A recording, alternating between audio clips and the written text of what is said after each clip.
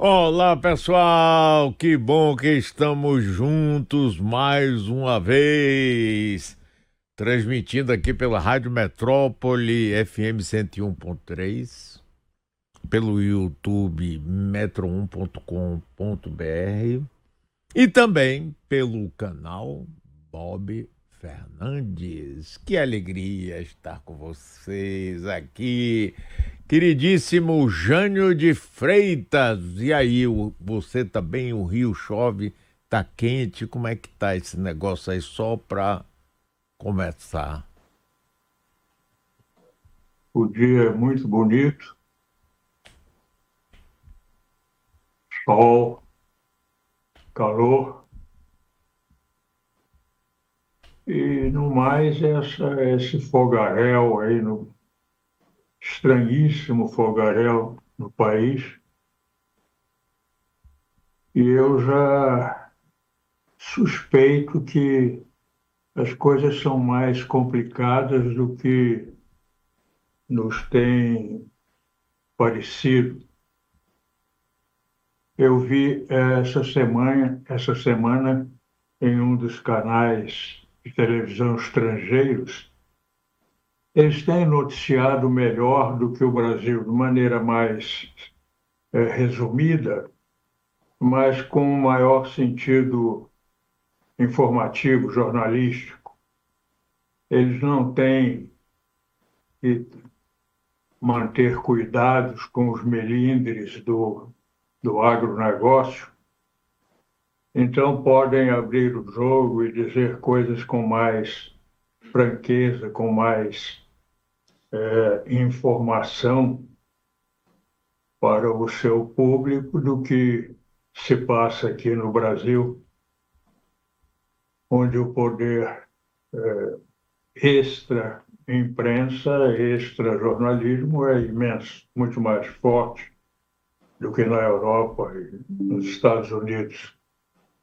Mas nessa semana eu vi uma coisa importante em um dos noticiários, que foi a observação acompanhada de um mapa com as marcações, as devidas marcações, a informação de que grande parte, provavelmente a maioria dos focos de incêndio que tem eclodido aí pelo país todo, a maioria acontece muito proximamente de estradas, de margens das estradas. E é esquisito porque o fogo não costuma fazer escolhas desse tipo. Carlos Nobre, que é um climatologista de importância mundial, já observou que um grande número de incêndios, sem a menor dúvida, são incêndios provocados. Não são incêndios espontâneos na natureza. E é esquisito isso, né? Porque não há aparentemente, nenhuma razão para que aconteça isso. Eu não tenho suspeita nenhuma, até porque esses incêndios estão se dando também na Bolívia, no Peru, no Paraguai, no Equador, na Colômbia, provavelmente na Venezuela alguma coisa, mas lá o pior incêndio é o Maduro. Então, é um quadro muito esquisito e desagradável, porque as perguntas não encontram respostas, já nem digo que convincentes, mas pelo menos aceitáveis. É complicado. E aguardemos, então, que melhorem aqui as informações, as constatações e as informações. Muito bem, Bob Fernandes, como vai você? Vou bem, se a voz falhar, saibam que é a fumaça. A cidade está absolutamente doente. Não conheço quase ninguém que não tenha esteja com algum problema na garganta, tosse, gripe, algum Covid. Tá infernal o negócio. Então eu vou seguir na toada do Jânio, tá? O Instituto Nacional de Pesquisas Espaciais, o INPE, já registrou esse ano mais de 160 mil focos de incêndio, o dobro do ano passado. E, para mim, obviamente, há uma ruptura entre políticos e seus partidos e esse aspecto absolutamente visível e perceptível da realidade. Numa cidade, num estado sufocados como São Paulo, isso não tem sido, não é tema nem periférico no horário eleitoral, nas campanhas de rádio e TV e mesmo É nas verdade. redes sociais dos candidatos. Uma seca brutal, uma das maiores da história, que já mudou o clima, e no Dia do Fogo, complementando o que o Jânio falou, teve um dia, que foi o Dia do Fogo, 23 de agosto, e os 2 dias seguintes, que ali sim houve, além de presos, houve, e que continua havendo. Essa semana teve mais presos em algumas cidades do interior. Ali sim houve suspeita de incêndio criminoso, porque os incêndios se deram 50 cidades, basicamente todos em torno de 2 horas. No meio da tarde, assim, foi o fogaréu e mais 2 dias seguintes. Ali houve uma suspeita e houve prisões. Eu não sei quantas são até agora. Eu só pergunto o seguinte: imaginem se isso fosse em áreas onde existem acampamentos do MST, mas não são. Esses incêndios são basicamente ou principalmente em áreas da porção ogro do ruralismo e de estados governados pela direita e extrema-direita. Está espalhado pelo país, mas o grosso. Goiás, Mato Grosso do Sul, Mato Grosso, Centro-Oeste, no interior conservador de São Paulo, da direita, o extrema-direita. Então, bola para frente. Nos 4 dias dessa semana agora, a cidade de São Paulo registrou o pior índice de poluição entre todas as grandes cidades do planeta. Nos últimos 4 dias, e hoje eu não vi ainda, mas provavelmente também, porque está pior do que ontem. Quem mede isso é o site de monitoramento suíço chamado IQAir. I-Q-A-I-R, IQAir. Na Amazônia, quase um terço das áreas queimadas, 900 mil hectares, um terço, estão em áreas de pastagens. 41% das queimadas, 1.400.000 hectares, em áreas de vegetação não florestal. E 32% das queimadas estão em áreas de floresta. E o pior, em florestas úmidas, onde até há pouquíssimo isso não acontecia. Cerca de 85% dos incêndios acontecem em propriedades privadas e 15% são em áreas indígenas ou de proteção, conservação estadual e federal. Isso está se alastrando nesses últimos dias e chegando próximo às cidades. Em algumas cidades, certamente, fruto da seca, das queimadas, e em outras, parece mais do que coincidência. Por exemplo, em 14 municípios de São Paulo, nessa semana, e ontem teve prisões em alguns, mas a suspeita em Bragança, que foi quase dentro da cidade, numa floresta urbana, num bosque urbano, em Sorocaba, em Campinas, em Osasco, aqui em São Paulo, perto da Granja Viana, que é uma espécie de Alphaville, no terreno vaso, ação humana. Ação humana, seja como for. Gente que derruba matas, florestas, bosques próximos das cidades para construir pasto, residência e condomínio. É a seca histórica, mas é também a porção ogro do agro e dos que adoeceram nesses últimos anos todos com o negacionismo climático. Quem não lembra? Esquerdopatas, ecochatos, todo aquele papo, comunistas, todo mundo lembra. E os que negavam a Covid são basicamente, em grande parte, os mesmos que negam a mudança do clima. Então, aí uma, aspas, coincidência. E eu não tenho visto nos últimos dias, a propósito, uma publicidade que era um bombardeio noturno, nos horários novos principalmente, que dizia: o agro é pop, o agro é tudo. Com as fumaças, com os incêndios, acabou. não Acabou a tem vídeo. campanha. Acabou a campanha em boa hora, né? Acabou em boa hora. Sérgio Augusto. Time perfeito. Agora, Sérgio, eu queria pedir aqui um minuto aí, porque amanhã, inclusive, eu estou voltando a fazer um programa chamado-se Na Linha, que eu entrevistava várias pessoas por telefone, na época que não tinha YouTube, essa coisa. E agora vai ser Na Linha ao vivo e feito aqui. E amanhã, quem estará aqui em Salvador, meio-dia, nesse programa, é Juliana Dalpiva, que, aliás, gravou uma mensagem para a gente ver e ouvir agora. Por favor. Oi, pessoal da Rádio Metrópolis, eu sou Juliana Dalpiva, colunista do ICL e repórter do Centro Latino-Americano de Investigação Jornalística. Vou estar com o Mário Kertz amanhã no programa Na Linha, ao meio-dia. E hoje vocês aproveitem muito o programa 3 Pontos, com o Bob Fernandes, com o Mário, com o Sérgio Augusto e também com o Jean de Freitas. Quem sabe outro dia eu vou estar aí também com vocês. Um beijo e até amanhã. Ela disse que queria um dia participar aqui dos 3 Pontos. Tá vendo como vocês atraem? Grande. Ótimo. Você sabe como dividir a tela em 5, split screen de 5? A gente tenta dar um jeito. Um jeito. Mas, Sérgio, e essa coisa do incêndio? Mariel, deixa eu matar esse assunto do fogo aqui, porque eu acho que ainda tem coisas. Sim, posso voltar depois do Sérgio, tá? Depois do Sérgio eu volto. Mas eu vou falar de fogo também no início. Mas não do Botafogo. Mas então, desse falamos daqui a pouquinho. Então deixa eu seguir esse fogo aqui. E o assustador, inacreditável, é que esse assunto inexista nas campanhas. Ontem o Boulos, pela primeira vez nas redes sociais, falou direta e claramente sobre isso.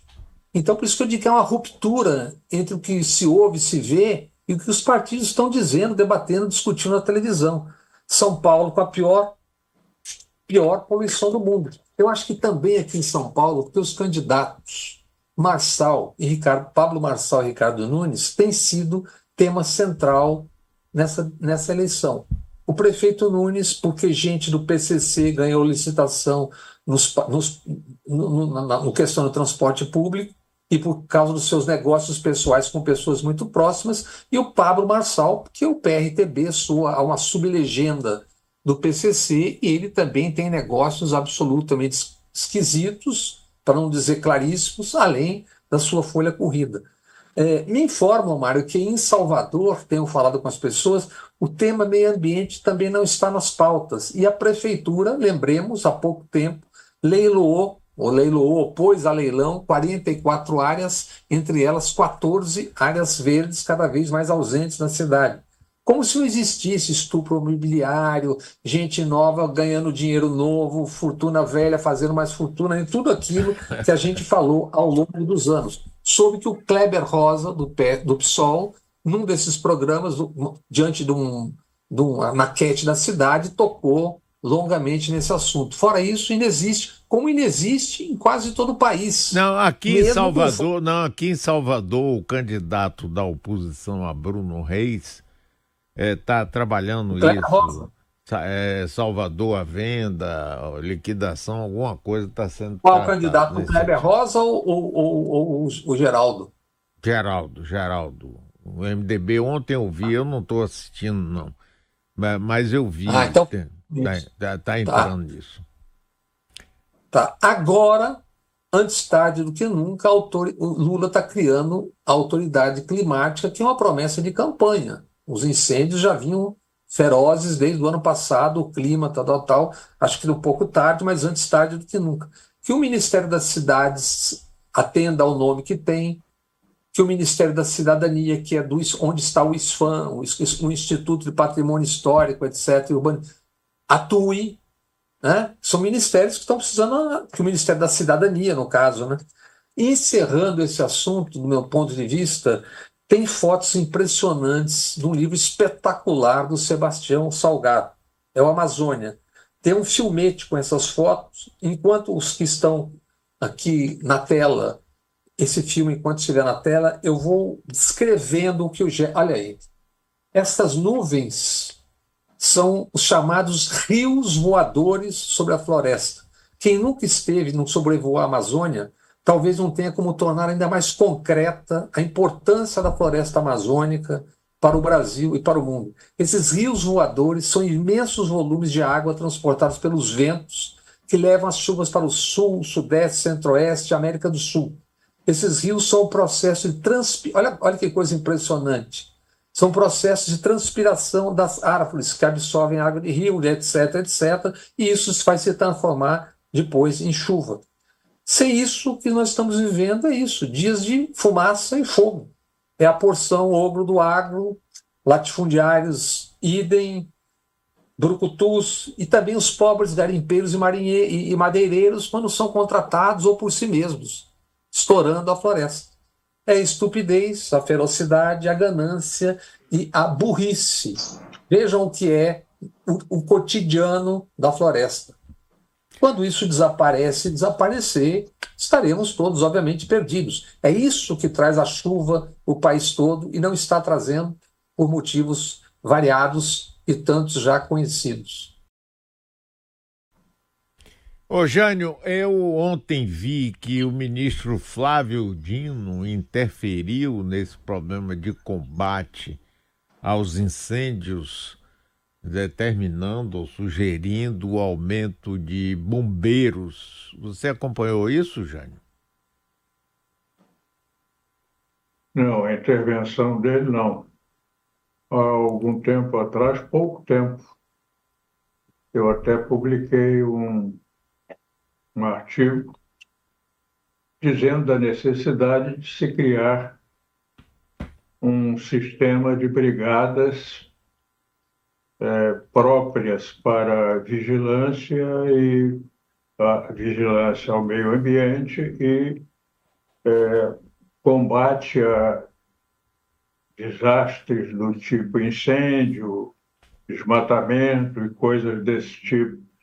De modo que não me surpreende que o ministro Flávio Dino tenha essa complicação, essa consciência dessa complicação brasileira aí de ver as coisas acontecerem e não agir, não tomar providências, e decida intervir e tal, valendo-se de alguma ação no Supremo Tribunal Federal. Certamente ele não fez isso por ter me lido, mas por ser uma pessoa ativa, uma consciência ativa, corajosa e decidida a usar o poder de que dispõe, o poder com que ele tem contado ao longo da vida. Ele usou muito bem sempre e continua usando. Daí essa providência que ele tomou, que é mais do que correta, é mais do que necessária. Sérgio, eu queria falar com você, Sérgio, começar com você, alguma consideração aí sobre o debate nos Estados Unidos entre Kamala e Mário, mas o Donald Mário, Trump. ele quer tocar fogo ainda também. Ele ainda quer tocar fogo em algo aí, pelo que me lembro. Toque fogo. O isqueiro, o fósforo está em sua mão, rapaz. A gente não sabe a extensão disso, não do incêndio em si, porque isso é mensurável todo dia, né? Mas onde é que pode parar? Como é que a Europa vai reagir? Como é que o resto do mundo? Porque o resto do mundo está em perigo. É igual a casa do vizinho está pegando fogo, ele está em viagem, né? O bombeiro não chegou. O que você faz? Você invade a casa do sujeito para desligar a luz, sei lá, ou alguma coisa do gênero? A gente está tratando desse assunto aqui, Mário, Jânio, agora o Sérgio, há mais de um ano, que a gente está falando do incêndio do fogo, mas nós estamos falando do estupro imobiliário das cidades há um ano e meio. Um país que diz que vai gastar 3 trilhões e 700 bilhões para descarbonizar, não pode estar escancarando as cidades para serem arrebentadas como estão. O Marçal, candidato que está em primeiro lugar agora, empatado, mas nas pesquisas, ele disse que vai fazer um prédio de 1 quilômetro É óbvio que isso é estupidez, e mesmo que não faça, imagine o que significa um prédio de 1 quilômetro no verão, com quantos milhares de ar-condicionado. É isso, quer dizer, tem uma disruptura entre a política, as pessoas e a realidade do Brasil e o discurso que é impressionante. O Brasil quer descarbonizar, diz que vai, mas está arrebentando suas cidades. Salvador é um exemplo claríssimo disso. Corta vento, sol, luz, etc. Mas eu gostaria de ouvir Jânio aqui do seguinte: além dos incêndios, e junto com os incêndios, tem uma seca fenomenal. A seca que a gente vê na Amazônia, inclusive rios completamente secos e em várias outras partes do país, e a falta de isso ter se transformado num debate no ano eleitoral como esse. Não se fala, isso que Bob falou aí, não se fala absolutamente desse assunto. E aí também não se fala de propostas exatas para as cidades, nada. Nós ficamos no debate de uma pobreza que é franciscana, digamos assim. E aí, Jânio estava falando, é Chapada dos Veadeiros ou dos Guimarães, que agora não me lembro, são duas, né?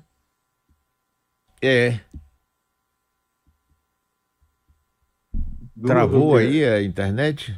Duas chapadas. Eu ouvi falar Chapada dos Veadeiros, né? Acho que é Chapada dos Veadeiros. Não, Chapada dos Guimarães é lá no oeste, lá em Mato Grosso, uma região também, então, belíssima, de uma riqueza ambiental, animal, etc., fantástica. Pois bem, a Chapada dos Guimarães está sendo invadida por condomínios horrorosos, coisas terrivelmente absurdas em termos de uso do espaço, de forma, de estética arquitetônica, uma coisa, um desastre.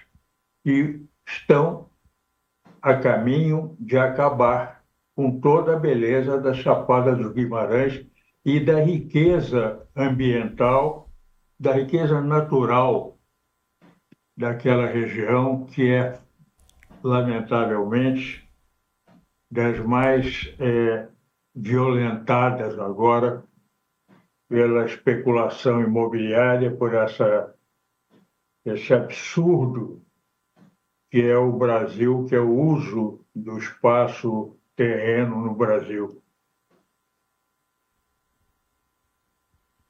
E, ao mesmo tempo, nós estamos na beira de eleições municipais, né? E esse assunto que tem a ver, mesmo nas cidades, não está sendo tocado, como o Bob falou aí, com muita propriedade. Podemos mudar agora para o debate lá nos Estados Unidos. Quem quer se pronunciar? Eu acho que a Câmara ganhou. Certo. E o Elon Musk, até o Elon Musk, que é aliado do Trump, também acha isso. Parece que deu uma pesquisa, deu 50-36, alguma coisa do gênero, né? A gente não sabe se isso comove isso mexe no colégio eleitoral, que é o elemento decisivo, né, naquela eleição maluca que eles têm lá de colégio eleitoral e voto popular, que muita gente, o eleitor brasileiro não entende muito aquilo, não. Como é que se procede essa contagem de votos, que o peso que tem uma, que peso tem a outra. Nós não temos isso aqui, né? Agora, ela pode não ter vencido, vou dizer, por nocaute, mas por pontos ela venceu mesmo, e agora isso se reflete nas primeiras pesquisas. Eu acho que ela inclusive, ela deu um nó, porque ela superou o Trump no terreno que ele tem mais intimidade, que é o negócio de usar a TV, né? E ela foi salva pelo split screen. Eu falei há pouco do split screen que a gente tem aqui com nossas 4 figuras. E ela comentou o tempo todo com os olhos, né? um debate. Ela já começou desconcertando, partiu dela, não sei se vocês notaram isso, partiu dela, ela esticou a mão para cumprimentar É. o Trump primeiro. E ontem de novo. Ontem de novo. E ele ainda disse, good job. Elogiou. Good job o quê? A participação dela na véspera ou o quê? Só pode ter sido a participação dela no programa. Não, antes do Jânio, eu queria dizer o seguinte: não temos ilusões sobre o que são os Estados Unidos. Agora, a diferença é entre um psicopata e uma pessoa normal. É isso, se resume a isso. Né? Tem outro assunto também que está aí, que é a decisão de Arthur Lira de abandonar, inclusive, o baiano, o deputado Elmar Nascimento, que é compadre dele, amizade, viajam juntos aqui, várias vezes eu entrevistei, ele falou isso, e de repente surge com um candidato dos republicanos e os dois deputados baianos, Elmar e Antônio Brito, disseram que vão manter a candidatura. Jânio, o que é que você achou dessa bola nas costas aí, dessa mudança de Arthur Lira? Alguém pode se surpreender com um ato do Arthur Lira abandonando no meio do caminho uma pessoa que ele mesmo puxou até o meio do caminho? É o Arthur Lira, é a Câmara de hoje. É a política partidária, grupal, pessoal, que está sendo praticada em Brasília há algum tempo. E, como eu já disse aqui, só recorrendo àquela solução popular da troca de 6 por meia dúzia. É mais ou menos isso que vai acontecer, 6 por 5, se alguém achar que melhora.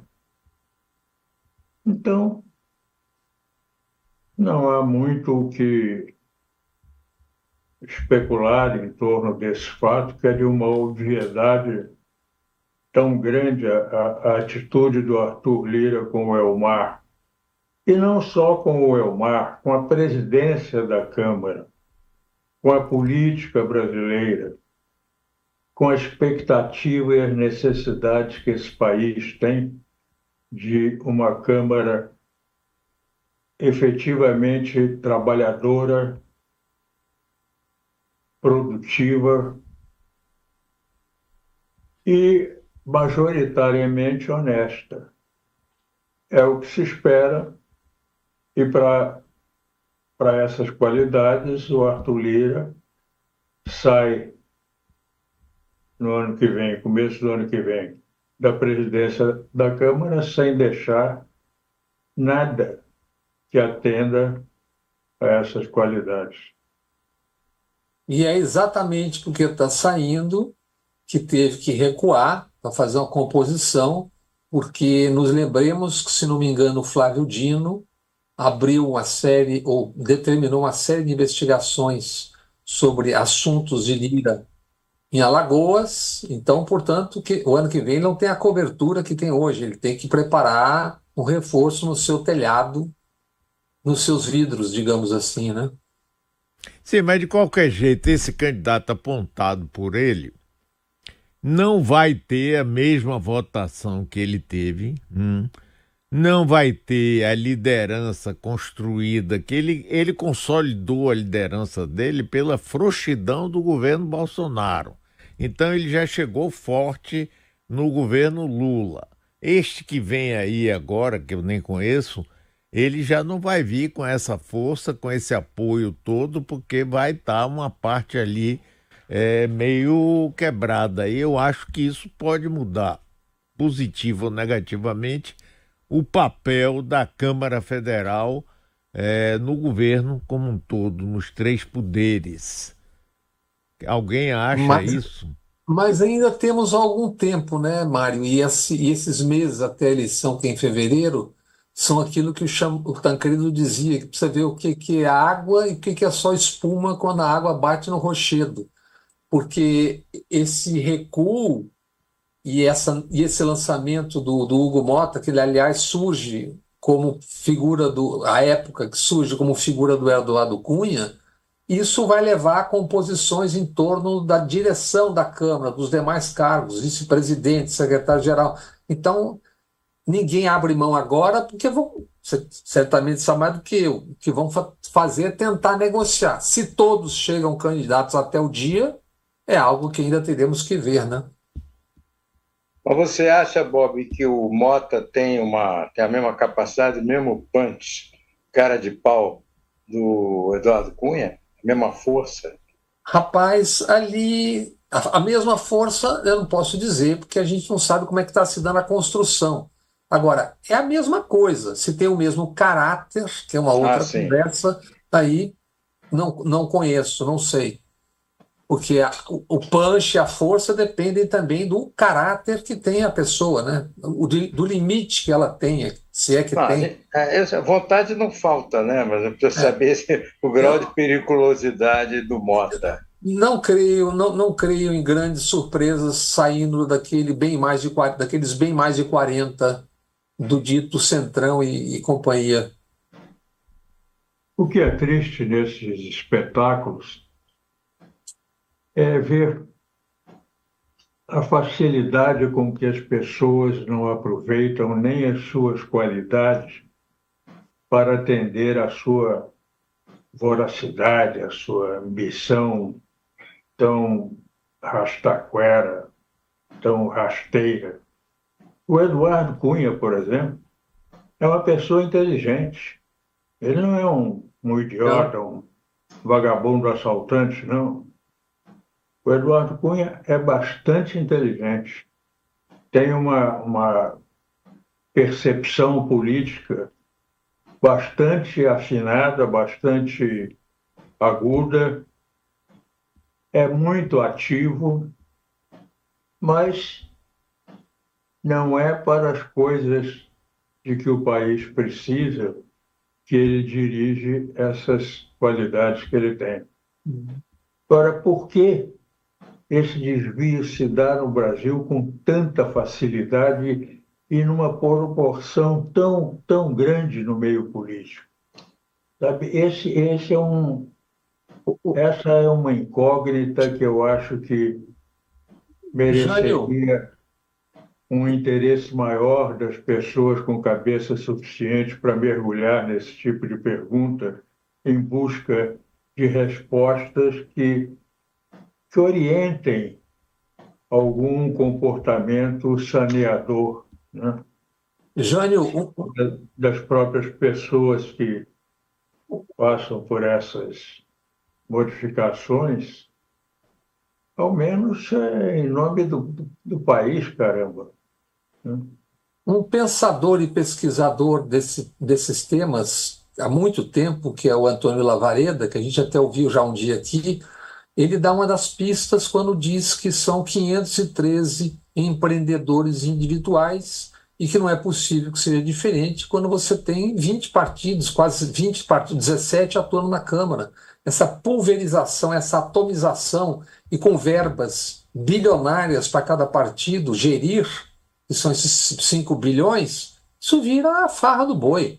Entende? É impossível, isso em qualquer nível, municipal, estadual e federal. Como é possível governar um executivo com 20 pessoas, 20 partidos trocando enfiando a faca a cada um? Com essa atomização, entre outros fatores, ele fala também de voto distrital misto, de você ter um deputado que não seja um vereador, que trabalhe pela sua região, porque senão são vários fatores, mas realmente é uma equação difícil de compreender e de resolver. Concordo com você sobre o Lavareda, mas ficam duas perguntas aí no que você observou. Uma é a seguinte: por que é que esses que mudam, esses que se tornam políticos do empreendimento irregular, ilegal, imoral, antiético, se você quiser, proliferam tanto no Brasil?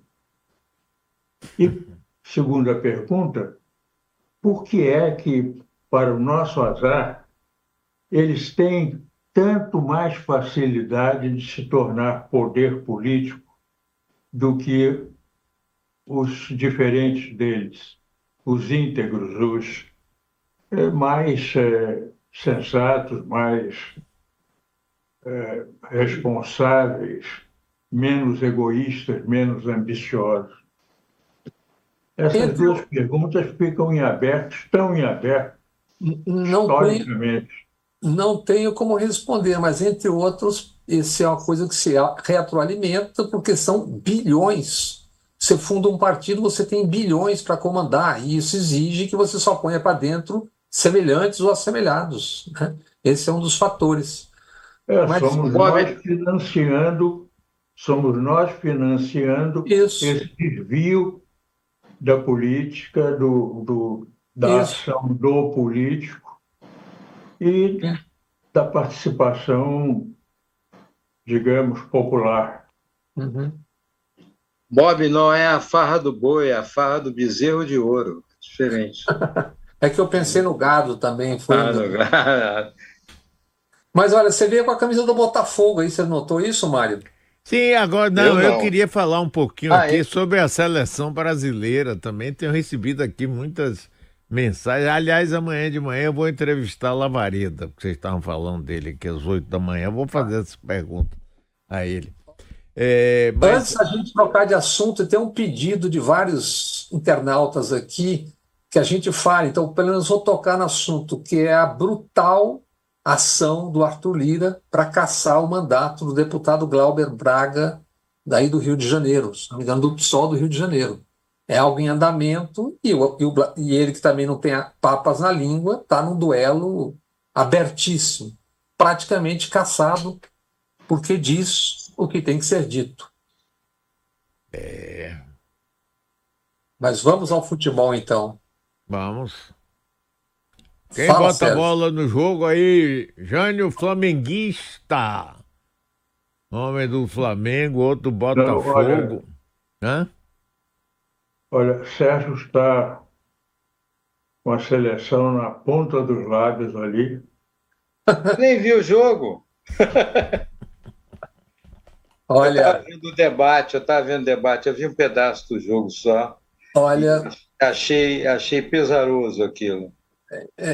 Podia fazer um combinado Palmeiras de... Você não viu também, não, Palmeiras, Flamengo e Botafogo, e chamar um técnico português, pode ser o Abel ou do Botafogo. Você assistiu, Jânio?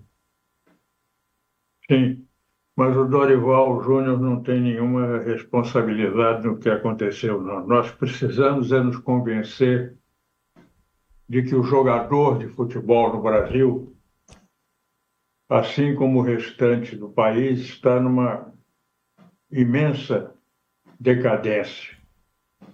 Nós não temos mais grandes craques no futebol brasileiro. Estamos exportando os que aparentam um provável, possível futuro razoável no futebol por causa dos valores imensos que estão sendo manipulados nas negociações de compra e venda de jogador de futebol. Isso virou um negócio fantástico. Ninguém investiga, não há nenhum dispositivo que possa investigar essas transações. Então, entender que também o futebol brasileiro está em decadência há muito tempo. Há muito tempo. Eu me lembro, Jânio, e eu vou dar uma sobrevoada nesse assunto, que eu me lembro que quando era muito pequeno, ainda muito criança, meu pai teve que me explicar um bordão que eu ouvia de um locutor que se chamava Haroldo Fernandes, da Rádio Tupi, acho que aqui de São Paulo, que de vez em quando, em alguma jogada, ele narrava gritando, ridículo, grotesco, estapafúrdio. Era o bordão dele. Esse jogo, esses 2 últimos jogos, foi exatamente isso. São alguns fatores, alguns são identificáveis, eu acho. Calendário massacrante, o jogador brasileiro joga 80, 85 partidas por ano, os europeus não jogam 60. Futebol nas categorias de base jogados às traças e a dinheiro de empresários, como você falou. Não tem uma liga minimamente limpa e moderna, arbitragem sem critério, sem qualidade, gramados que são pastos, etc. E ainda tem a CBF. E isso é exatamente onde eu ia entrar agora. Há mais de meio século, confiando que o futebol não se globalizaria, não haveria uma miscigenação no mundo e o futebol evoluiria, seguiu o modo de mando e corrupção. Vamos lá, começando pelo começo. João Avelange e seu ex-genro Ricardo Teixeira, José Maria Marim e Marco Polo Del Nero e Rogério Caboclo foram presidentes da CBF.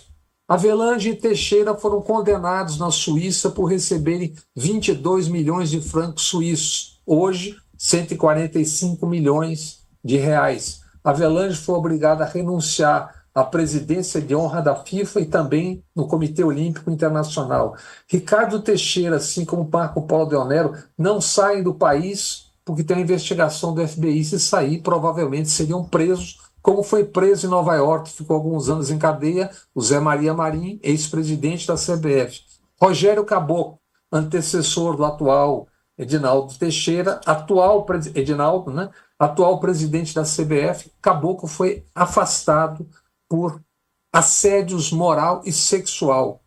O Edinaldo, presidente atual, vendeu por longo e perdido ano a quimera, o sonho do Ancelotti, técnico do Madrid, como técnico da seleção brasileira. O que temos é o Dorival Júnior, que é um treinador bom, treinador de time, mas a gente não pode esquecer. O que o Brasil precisa, essa altura do campeonato, do ponto de vista técnico, tático, não por acaso, quem são os grandes técnicos hoje no Brasil? Abel Ferreira, os vencedores, português, Vojvoda, argentino, Jorge Jesus e agora Arthur Jorge no Botafogo. Isso mostra claramente que é uma questão que é tática e técnica, de avanço em relação a várias questões do futebol. Mesmo não sendo a geração, e não é, um técnico de uma outra capacidade, e principalmente que tenha domínio sobre esses grupos, porque isso é um problema, que é o fator humano ao qual o Jânio se referiu, teria uma outra... Por exemplo, só para lembrar, o Dorival, que é um treinador, né, mas ele não conseguiu segurar e educar o Neymar quando ele tinha 17 anos. Vocês lembram daquela frase do René Simões dizendo: estamos criando um monstro. O dia que ele virou a baiana, acho que no jogo contra o Vitória, na Vila Belmiro. Esse é um problema. Como é que você vai comandar essa geração de rapazes infantis e infantilizados que saem de casa com 8, 9, 10 anos de idade, hedonistas que ficam o dia inteiro jogando aquelas coisas na tela e que o máximo que conseguem dizer ao longo de todas as entrevistas é Deus, Jesus, como se Jesus e Deus decidissem partidas de futebol, batessem pênalti, escanteio. Né? Usar o verbo focar. O Neymar, por exemplo, Jânio, ele saiu mal do Santos, jogou a final do Mundial contra o Barcelona, já vendido para o Barcelona, saiu mal do Barcelona, saiu mal do Paris Saint-Germain, está na Arábia há um ano sem jogar porque está machucado. É genial, ele tecnicamente é um sujeito genial, mas não ganhou nem fez, salvo o dinheiro, muito do que poderia ter feito. Eu nunca vi, vocês que viram jogar, Cruyff, Maradona, Messi, Zico, Rivelino, Tostão, fazerem jogadas que não tivessem um objetivo, o gol. O Neymar fica no meio do campo tomando pontapé nas costas, tentando driblar 3 pessoas de costas para o gol. É isso.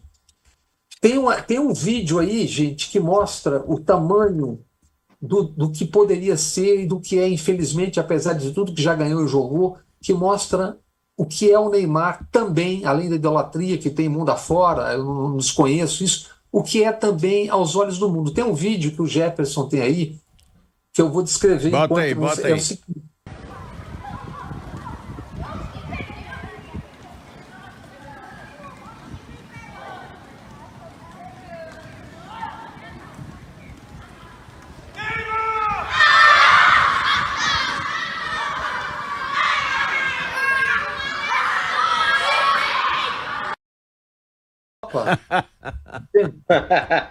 Aí é cabeça oca, filho de um pai que teve no fim um negócio para ascensão social, econômica, etc.